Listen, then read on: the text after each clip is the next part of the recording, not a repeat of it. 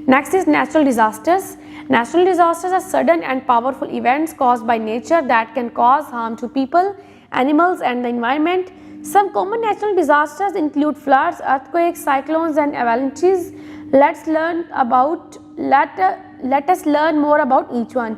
तो प्यारे बच्चों, ये जो कुदरती आफात होती हैं ये पावरफुल इवेंट्स होते हैं जो कि कुदरत की तरफ से होते हैं और ये बहुत ज़्यादा जो है वो तबाही का बाइस बनते हैं इंसानों के लिए, जानवरों के लिए और माहौल के लिए।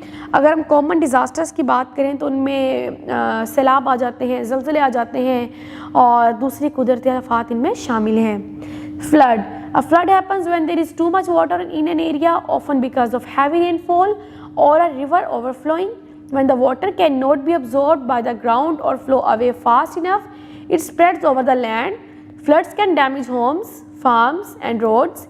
They can also make it difficult for people to move around and cause diseases if clean water gets mixed with dirty water. Dams and forests are helpful in preventing floods. तो प्यारे बच्चों, सैलाब तब आता है जब एक एरिया पे बहुत ज़्यादा पानी इकट्ठा हो जाता है।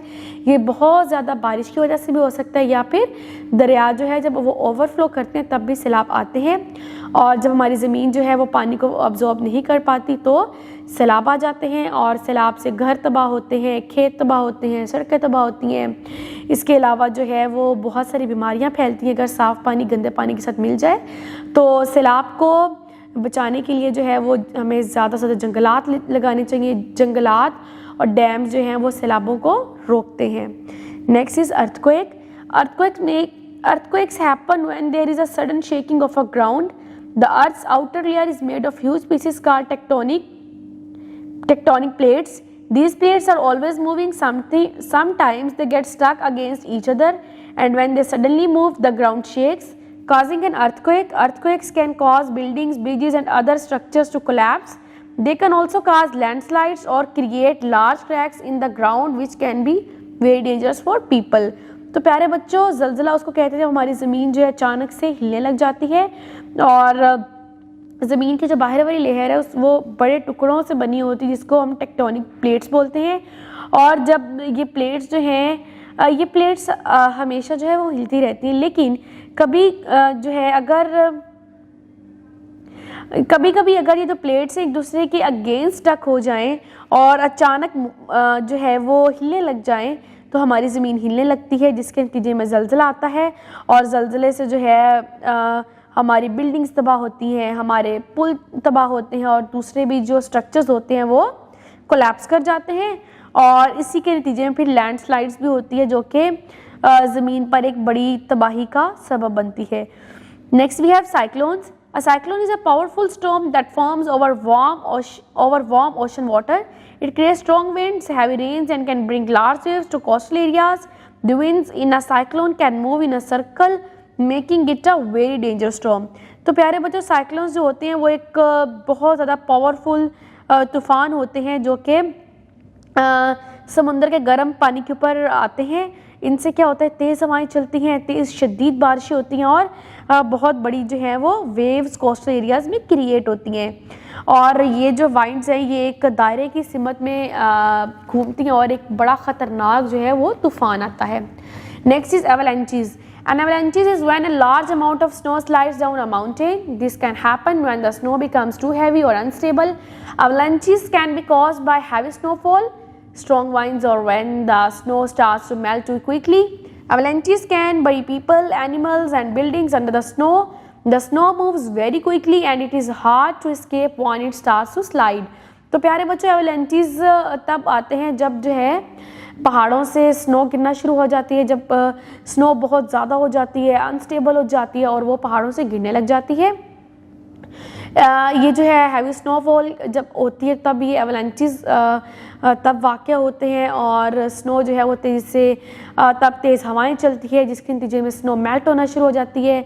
इससे जो है वो इंसान भी दब जाते हैं, एनिमल्स, बिल्डिंग्स जो है वो स्नो के नीचे दब जाते हैं और जो है ना अगर एक दफ़ा स्नो के नीचे आ जाओ तो बहुत मुश्किल होता है इसके नीचे से एस्केप करना। Next is safety measures before natural disasters. Always be aware of weather forecast. If you hear about a natural disaster like a hurricane, flood or earthquake, warn your family and neighbors so they can take precautions. If there is a warning about a natural disaster, leave your house and move to a safe place as soon as possible. Talk to your family about what to do during an earthquake or any disaster. Decide on a safe place to meet if you get separated. Make sure heavy items like bookshelves, TVs and lamps are securely fastened so that they do not fall and hurt anyone during shaking or strong winds. Practice safety drills such as drop, cover and hold on for earthquakes to know how to stay safe during an emergency. This means dropping to the floor, taking cover under the table and holding on until the shaking stops. तो प्यारे बच्चों, अगर कोई कुदरती आफत आती है तो उसमें हमें पता होना चाहिए कि हमने कौन कौन से सेफ्टी मेजर्स लेने चाहिए। सबसे पहले तो हमें पता होना चाहिए वेदर के बारे में कि मौसम क्या चल रहा है, वेदर फोरकास्ट के बारे में हमें अवेयरनेस होनी चाहिए। इसके अलावा अगर हम किसी नेचुरल डिज़ास्टर का सुनते हैं, अर्थक्वेक का, फ्लड का, हुरिकेन का, तो हमें अपने फैमिलीज़ को, अपने रिश्तेदारों को, अपने हमसायों को आगाह करना चाहिए ताकि वो भी एहतियाती तदाबीर अपना सकें। और अगर हमें पता हो कि कोई ऐसी सैलाब आने वाला है या कोई ऐसा नेचुरल डिज़ास्टर आने वाला है तो हमें अपना घर छोड़ के किसी महफूज जगह पर जल्द अज जल्द मुंतकिल हो जाना चाहिए। हमें अपनी फैमिली से बात करनी चाहिए, उनसे पूछना चाहिए, उनको बताना चाहिए कि अगर ज़लज़ला आता है या कोई भी कुदरती आफत आती है तो हमें कौन कौन सी एहतियाती तदाबीर लेनी चाहिए और किस तरह से हमें जो है ख़ुद को सेफ़ रखना चाहिए। हमें जो है हैवी आइटम्स को, जैसे टीवी हो गया, लैम्प्स हो गए, उनको किस तरह से जो है वो बांध देना चाहिए या उनको सेफ़ प्लेस पे रखना चाहिए ताकि वो गिरे ना। अगर ज़लज़ला आता है तो वो गिरे ना और किसी के ऊपर गिरे ना ताकि किसी को चोट ना लग सके।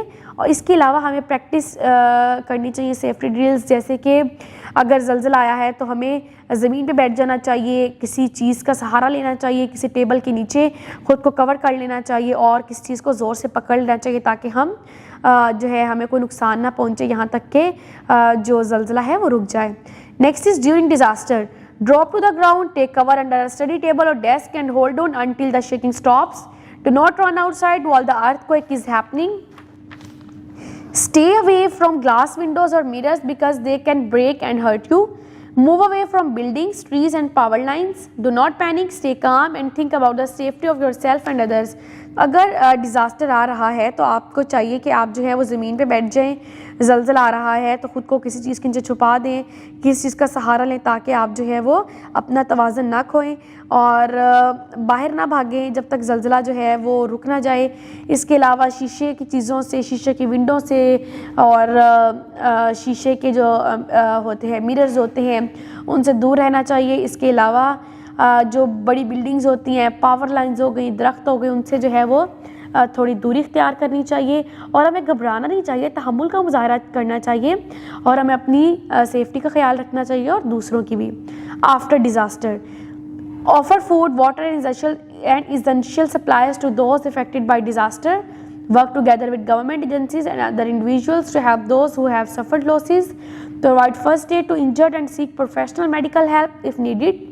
Set up temporary shelters to provide basic necessities and support to displaced individuals.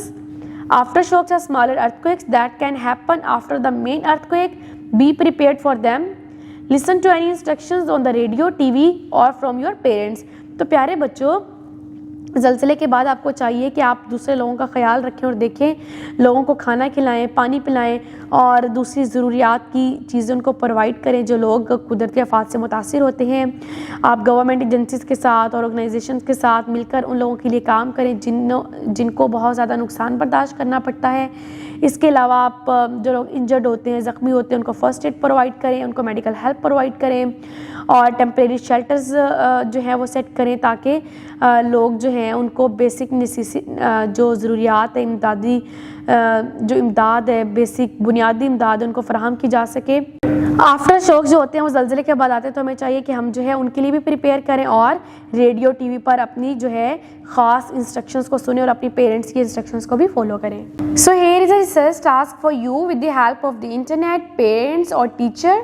Find the emergency food number given below, police, fire brigade, ambulance. तो प्यारे बच्चों, आपने अपने टीचर और पेरेंट्स की हेल्प से पुलिस का, फायर ब्रिगेड का और एम्बुलेंस का जो नंबर होता है आपने उसको फाइंड आउट करना है और आपने इसको यहाँ पे लिखना है। अब हम देखते हैं कि आज के चैप्टर में हमने कौन से नए अल्फाज सीखे हैं। Atmosphere, the layer of air surrounding the earth, equator, an imaginary line that divides the earth into two equal parts, natural disaster, a sudden event caused by natural forces like floods, earthquakes or cyclones which can cause harm, flood, when water overflows and covers land that is usually dry, cyclone, a very strong storm with fast winds and heavy rain, panic, a sudden feeling of fear that makes people act without thinking, climate, the usual weather in a place over a long time. और आज के सबक में जो नई बातें हमने सीखी, now you realize weather is a condition of atmosphere at a specific time, climate is the average weather conditions over a long period, temperature, rainfall and wind are elements of weather. The distance from the equator, distance from the sea and wind patterns are important factors that affect climate. Natural disasters are sudden and powerful events caused by nature. जी तो dear students, ये था आज का हमारा lesson जिसमें हमने सीखा कि वेदर क्या होता है, क्लाइमेट क्या होता है और कौन से फैक्टर्स हैं जो वेदर को, क्लाइमेट को इफ़ेक्ट कर रहे होते हैं और किस तरह से जो है वो नेचुरल डिज़ास्टर्स आते हैं और हमें वो कौन कौन से सेफ्टी मेजर्स हैं जो अडॉप्ट करने चाहिए, इन डिज़ास्टर्स को किस तरह से जो हमें फेस करना चाहिए और वो कौन कौन से हैबिट्स हैं जिनको अडॉप्ट करके हम जो है अपने वेदर को, अपने क्लाइमेट को एक हेल्दी वेदर और क्लाइमेट में कन्वर्ट कर सकते हैं। सो आई होप कि आपने आज का लेसन इंजॉय भी किया होगा और आप इन सब जो चीज़ों पे हैं वो अमल करके अपने माहौल को एक हेल्दी इन्वायरमेंट बनाएंगे। मैं आपसे मिलूंगी नेक्स्ट वीडियो में। मुझे दीजिए इजाज़त। अल्लाह हाफिज़।